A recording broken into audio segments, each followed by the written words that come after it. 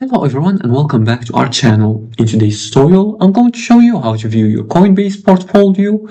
And if you want to track your crypto profits and losses easily, here's how to view your Coinbase portfolio step by step.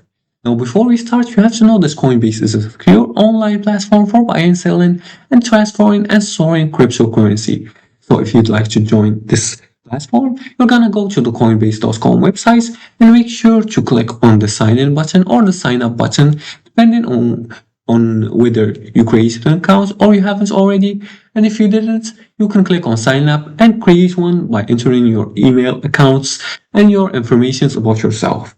Once you create an account, you're gonna log into that account and make sure to select the profile icon and choose advanced. From the drop down menu, you're gonna go to the home page and tap assets or portfolio.